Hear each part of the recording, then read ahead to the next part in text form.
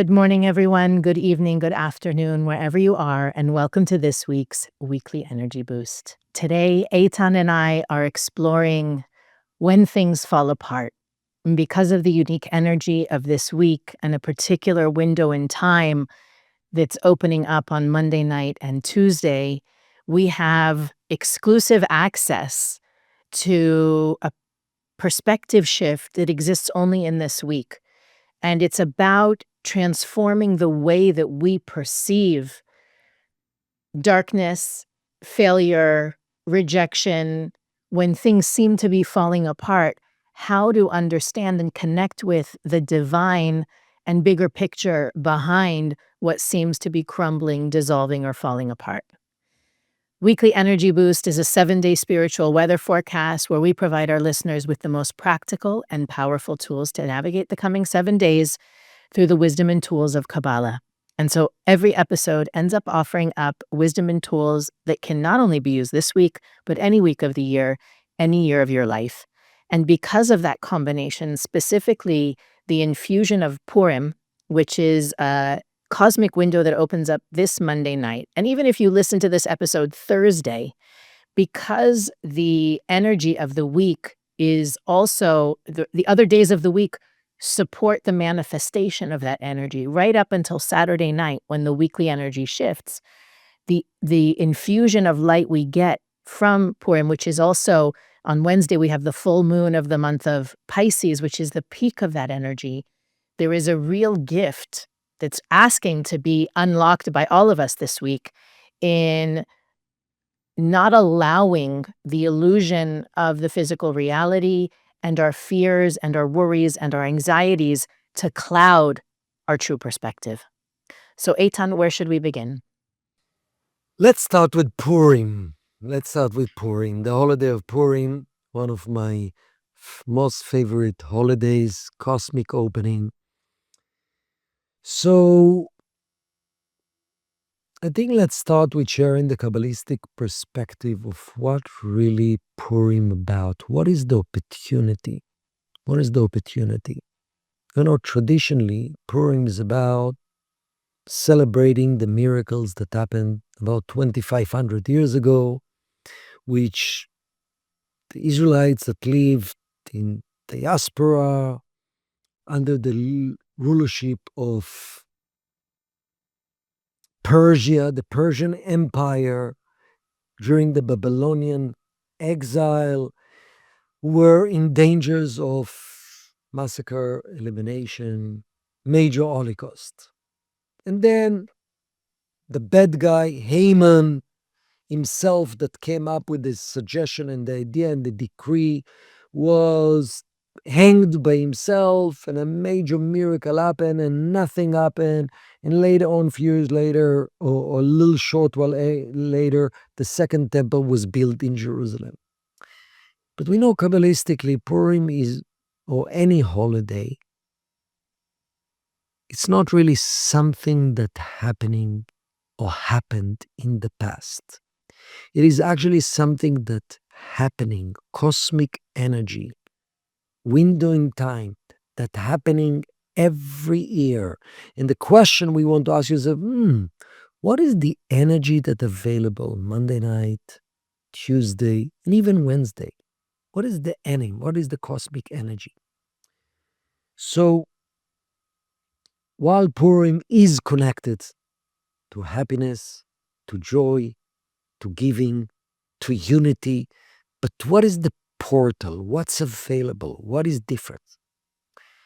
Number one, it says that the only holiday that will remain after reaching what we call Mashiach, which is peace on earth, out of all the holidays, Purim, because it's the only holiday that represent us, people, revealing our true essence in this physical world. So that's first question we need to ask yourself. Second, it says that during Purim, it's good for a person to access that dimension called Ad de lo Yada. Ad de lo Yada means to access this dimension that you don't know to differentiate between good and bad. Who is the good people? Who are the bad people? Think about it. All day long, we look at ourselves, we look at others, we look at situations, we look at behaviors, and it's under the box. It's good, it's bad. I'm good, I bad. I'm like myself, I don't like myself. This feel comfortable and beautiful, this feel bad. This is evil, this is pure, this is righteous, this is wicked. All day long, that's how we see life through. And it says in Purim, we can all access a dimension which is beyond the good and bad, a dimension that we look at everything as extension of the light and as a blessing. And we don't believe it, we actually access it. So let's first speak about that, Elisheva. What does it mean practically? Because in Purim, there's the gift of elevating to that space that everything is good and good and not good and bad. Good and better. So, what does it mean practically? What does it mean for you practically? Accessing this dimension. Because the dimension that we see, it's the dimension of form, of manifestation. Sweet, bitter, good, bad, pain, pleasure. That's part of this reality. But there's the dimension that exists deep inside within us that everything, it's actually even the thing that appear in bad, it's a blessing. In that dimension, I feel it as a blessing. I feel it as light. So what does it mean practically, tapping to that dimension? Well, the Kabbalists share a concept that, right, everything, all the fruit and all of the future seeds that a tree will bear are included in that original seed. And I always go to nature when I'm trying to think of ways to illustrate spiritual concepts because the natural world is a beautiful mirror of these spiritual laws. And especially with what's happening, let's say now on the East Coast in the dead of winter, you can look at a tree and it looks dead. So if you didn't know that in the winter trees lose their leaves, lose their fruit, are colorless, barren, even look dry and lifeless, but that's a part of the restorative cycle of the plant kingdom. You know, let's say the annual cycle is hibernation in a way, and then germination. There's a whole procedure that the natural world goes through over the seasons. But if you came from another planet and you looked at trees in the winter, you'd think death. They even look burned, some of them, not realizing that it's part of the growth process. And in every one of our lives, we go through those dormant periods, those periods of cold, of darkness, and we don't realize, and this is to me one of the big opportunities that what I look forward to in that window of Purim is that I get to boost my own consciousness. Even it's not a logical, I think it's important to also emphasize, it's not that you feel click, click, click, click, your consciousness is elevated, but we download the energy so that the next time my reality presents a barren tree, a broken opportunity, a rejection, a failure, I made a mistake, I hurt someone or someone hurt me, that I can understand that the hurt or the lack that I experience in that moment is meant to be part of that growth cycle that each one of us goes through. And the energy that I draw in Purim is waiting for me in those moments throughout the year when I can look at something and say, this feels like death. This feels like failure. This feels like pain and something is breaking down, when in fact, it's a phase in the growth process. And in that moment, when I see the tree without fruit, I'll be able to say, This is also good. There's not only there's lightness, this is I know because I'm seeing this right now, greatness is coming. A miracle is coming. That the time in my life that I spend being sad, being worried, feeling terrible shrinks. Not necessarily little by little. That's the goal of Purim, is that the next time I'll experience something that objectively you could say that's bad, I will be able to connect to that original seed, which is full of fruit, which is full of light, which is full of blessing. So even though in the moment, and of course, Purim is a joyous holiday, it doesn't feel dark or like a bare tree, but we're not doing those connections. The Kabbalists teach us it's not about having a good time or how much fun can you have. Yes, being joyful is really the tool that we use to access that storage of energy that will serve us during the year. But we're connecting to that light for the rest of the year. It's not how high I can get on Purim. It's how high I can get determines how much light, and I don't mean high, I mean how elevated I can be, how joyful, how elated I can be on Purim is part of what connects me to that bank of light, which will serve me and shift.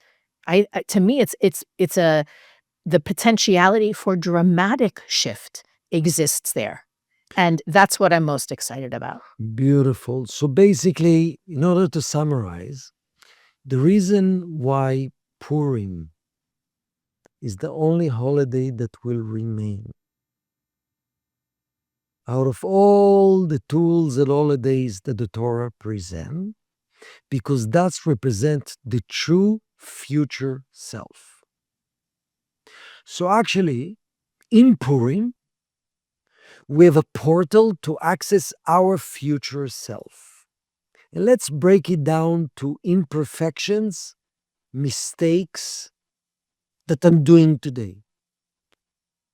We know in the portion of the week, there's a famous story of the sin of the golden calf, which representing the root of all mistakes. And each one of us participate in our own fallings from the consciousness of being with the light. So let's look at mistakes. Mistakes and how it's connected to Purim and how it's connected to the future self. So the mistake of being selfish, the mistake of being jealousy, the mistake of making a choice out of that stem from temptation, not from actually pure desire of the soul. The mistakes of caring too much what people think and as a result making the wrong choices. The mistake of not listening to our gut feeling and as a result suffering. So each one of us, let's think about one mistakes we've done. We're doing something consciously, unconsciously. We're not so proud of ourselves. We're not so proud of our past, let's say. So there's amazing saying that actually that a person that made mistake in its future place, in its future self is higher than the person who never made those mistakes. Because what is a mistake? In a practical level, I disconnected from the light. I attach myself to the ego. Yeah, in the world of process, I'm further away. But in the world of perfection, in the future place, every moment I'm further away, it's a space to reveal greater light. Remember, right now, I'm in a room filled with light. In this room, there are two forces, light and darkness, physical light and physical darkness. If not, I wouldn't be able to see the light. In my future me, all the moments of darkness, of no light, when I'm actually transforming and learning the lessons, they're actually that dark room that is filled with light. So actually in my future place, all my mistakes, all my negativities, all the pain that I went through, The reason it was perceived, like you said, Elisheva, as pain, as mistakes, as going down, because I don't see the final process of my perfection. But if I'm actually taking it to the future, which actually existing in right now, eventually we all destined to learn our lessons, and we all destined to learn actually how this mistake is opportunity for growth, and this mistake causing me to have a deeper connection with the light of the Creator, deeper connection. So imagine when you go into the process of mistakes, it feels horrible. Uncertainty, less believing in yourself. I'm getting further away. But actually, in a real sense, the real dimension, the quantum reality, the flawless universe, the future that already happened now.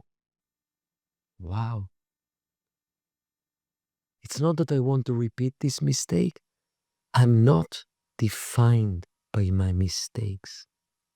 Actually, I trust that in my true self, this mistakes is part of my process to unify, to connect, to love, to crave the light of the Creator. Because if you think about Purim, which is celebrating our future self, and in order to celebrate it, you actually need to express happiness and joy. You need to be in a mode of giving in an unlimited way. You need to feel worthy of the endless love of the Creator, which that's cause joy. The root cause of not feeling joy right now, I have uncertainty of the future, and I don't feel unworthy of joy right now because of this and this and this. In my future self, I'm unified with the light. With all my mistakes, which was part of the process to help me to appreciate the light, every mistake, every pain. And that's what is activated. So, in one hand, in that day of Purim, we don't think about mistake. We're just accessing that state of joy and love. But we want to take this energy for the whole year. And while, of course, before the fact, I don't want to repeat negative mistakes, but after the fact, am I sentencing myself of unworthy of the light or not believing I can do it? Yeah, I believe in the Creator, but I don't believe in myself. Or I'm saying, you know what? Yeah, feel this pain for a little bit. It's okay. Also, pain as a pain. Pain is the darkness that allows light. It's okay. But then shift the consciousness. It says about the sin of the golden calf, the main mistakes of the Israelite was not just the golden calf, which is whatever source of instant gratification, of not having patience. It's all about learning to handle delayed gratification. That's the secret for all of us in life, basically. So let's say we did not.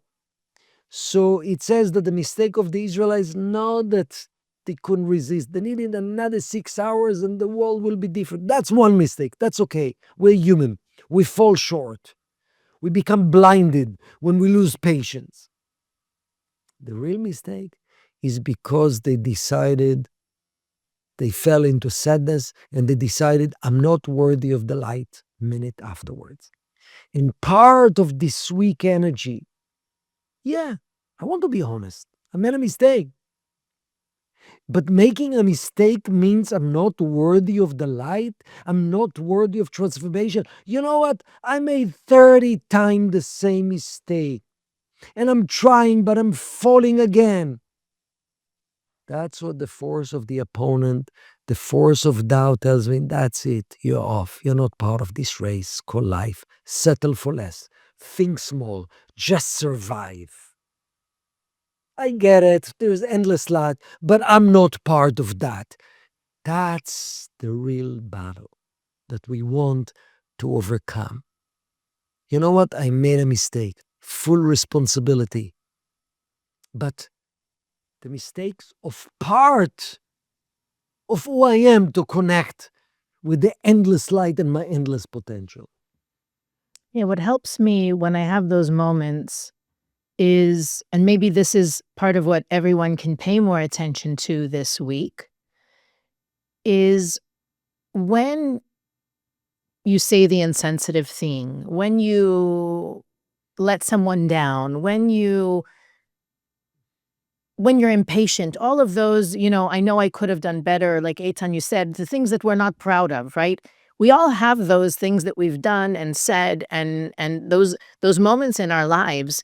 When you look at them, they really don't, the critical thing you said, the insensitivity, it lasts 10 seconds, a minute, 10 minutes.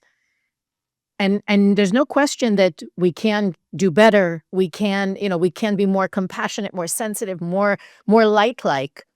But in that 10 minutes of darkness, we can take responsibility and say, you know what, next time I will do better. I've done it 30 times already. Hopefully there won't be I'm going to make the effort that there won't be a 31st time.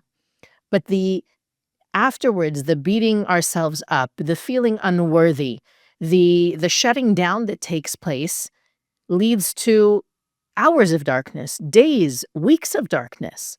So I think part of the shift is realizing I get to choose. And to me, as a Pisces, this was one of the greatest revelations for me initially when I started studying is I get to choose how I feel about what just happened.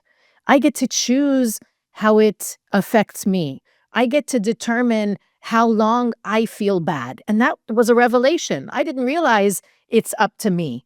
I thought it's an automatic thing. And being able to decide, I shouldn't have if I knew better, if I could, I wouldn't say those things. But I said them, and I'm gonna learn for them, and I'm gonna grow, and I'm gonna become more sensitive, and therefore turn that 10 minutes of darkness into greater light every day of my life. In that sense, we don't have to wait for our future self to experience that growth and elevation. I can decide right now there's a shift. Right, starting now, I'm already different. And throughout this week, we're going to be given opportunities to become impatient, to become judgmental, to become harsh and critical, and all those things that, like you said, that voice inside, that ego, that opponent voice tells us, what's the difference? Forget about it. It's not important, or nobody cares anyway. We have all the reasons that we justify those thoughts and words and actions. Pay attention, because in those moments are our opportunity to make it good now. Not only will it be good, it'll be light at the end of the journey. I can decide that my mistake is a light, that my insensitivity is a moment of triumph if I want it to be that.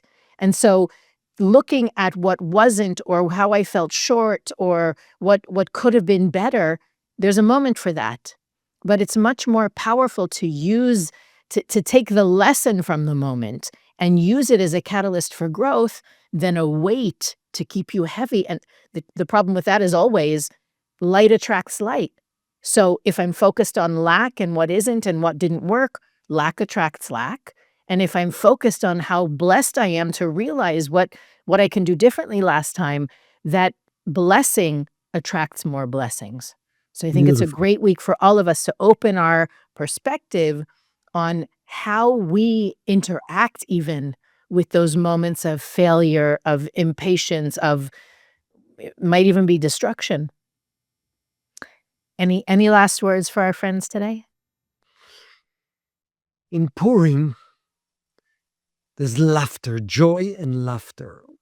And we're wearing masks. And really, it's really about how seriously or not we're taking our mistakes. When our mistakes, or negative feelings or negative experiences, when we take them seriously as if it's defined us, we cannot laugh at this. Actually, we're down and takes time until it wears off me. But in Purim, we realize all our mistakes, all our shortcomings, all our negative feelings are temporary, and they are not representing who we are. We actually, all year around, we're wearing a mask and we're thinking, that's who I am. I want people to see me this way. I can't stand I made a mistake. It defined me. But actually, in Purim, we're exposing the mask. We're laughing at the mask. We don't take ourselves seriously because we realize the true self is connected to the light. And that's where true joy comes from. So part of real joy is not take seriously your successes and your mistakes. Because the successes is a gift from the Creator, doesn't define you.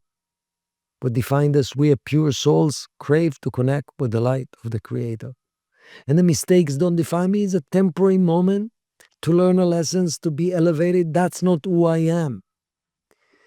And to be detached from that actually brings laughter and joy that we would love to invite into our life. Amazing. I'm even looking forward more to to the week ahead. And I think for all of us to hold that in our mind at the forefront of our consciousness so that we'll recognize and take advantage of those opportunities.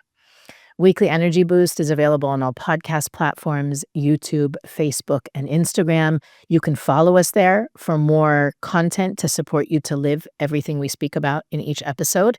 You can also go to weeklyenergyboost.com to search our archives, send us a message, and click the donate button to help make Weekly Energy Boost possible. But as always, the greatest help you can offer up is to share this episode. The more people that have this awareness and consciousness and guiding light, the better the world is going to be. And we'll see you next week on the Weekly Energy Boost.